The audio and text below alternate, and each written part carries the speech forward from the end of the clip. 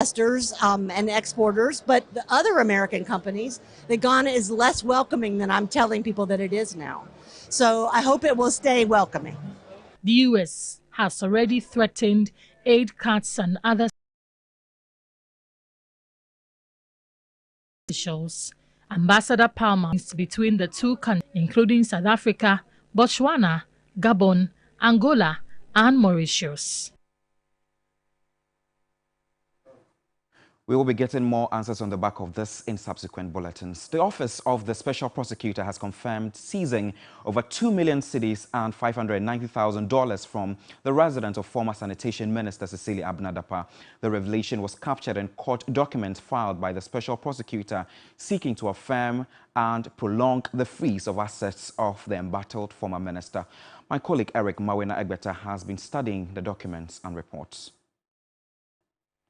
As confirmed by court documents, the Office of the Special Prosecutor has frozen the account of former Sanitation Minister Cecilia Abnadapa. What is becoming evident is that all 7 accounts belonging to the former minister with both Societe Generale Ghana Limited and Prudential Bank Ghana Limited have significant amounts of money which cannot be touched or accessed by the former minister. What has been revealed further in these documents by the Office of the Special Prosecutor currently in court is that bank accounts with Prudential Bank Ghana Limited, up to 4 separate accounts exist with different sums of money in both cedis and in dollars. With Societe Generale Ghana Limited, up to 3 bank accounts exist in the name of Cecilia Abnadapa with cedis investment and some cash resting comfortably.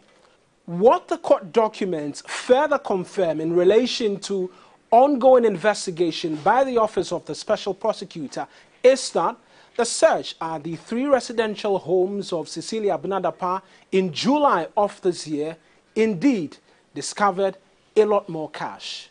According to the documents, the officers of the Special Prosecutor discovered up to $590,000 in hard cash and up to 2.7 million cedis in hard cash as well at the Abelenque residence of the former minister.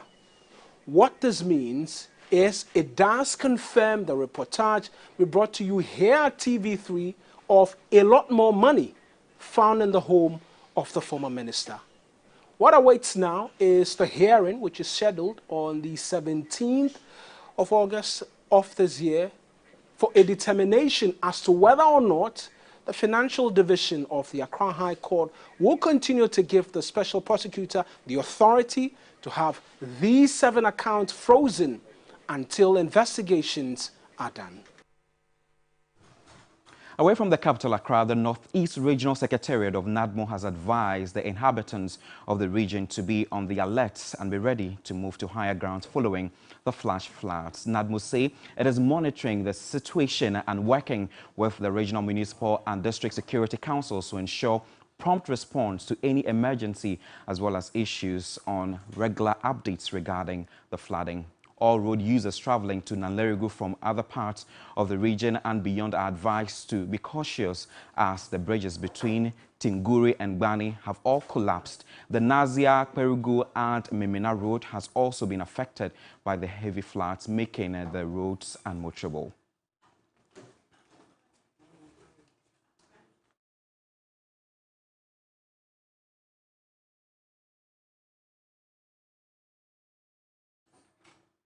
Government is being called upon to invest in the community mining scheme to make it attractive and sustainable. According to some Western region community mining groups, they are struggling to survive while some have ceased operations in mining communities.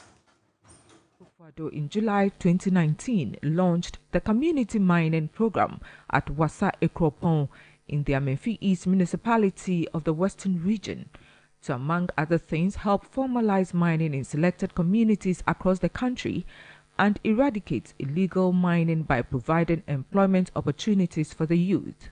But a visit to some of these community mining sites has led to some rather startling revelations. 2 community mining groups in the Amenfi East municipality have ceased operations, whilst another at Ahanta West is struggling to survive. Our first port of call was at Wassa Bordie, commissioned by the President in July 2019. The miners had abandoned the site with all the grounding machines removed. Weeds had taken over the land. A transformer mounted here by the Electricity Company of Ghana for the operations of the site had also been taken away. Before these samples, we were working smoothly, but after erecting this, we don't used to get money as it was.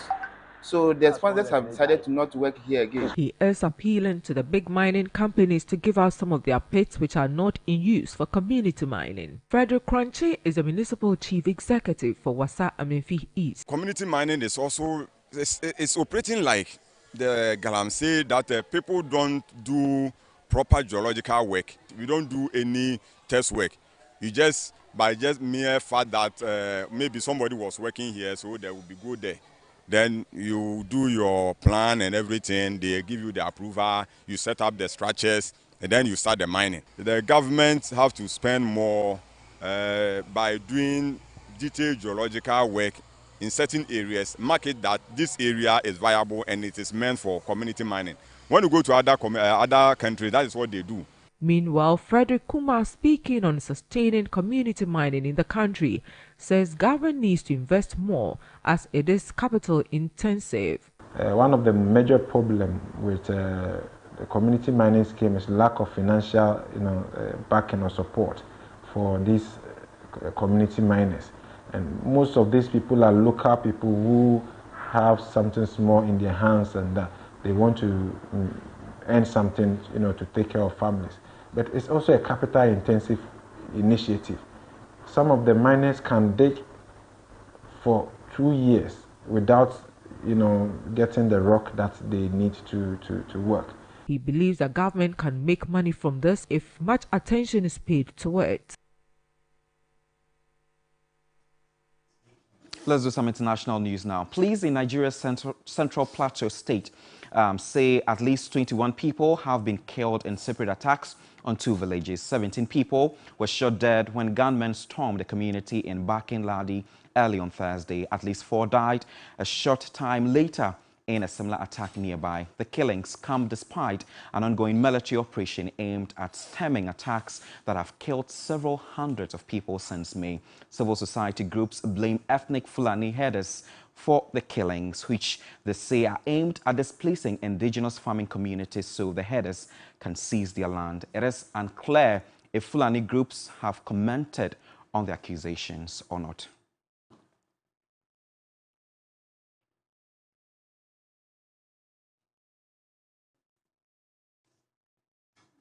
You can find more stories if you log on to 3news.com. My name is Godwin Asidwa. The show continues with Roland Walker, Quickie T, and Bella Mundi. What did you say, honey?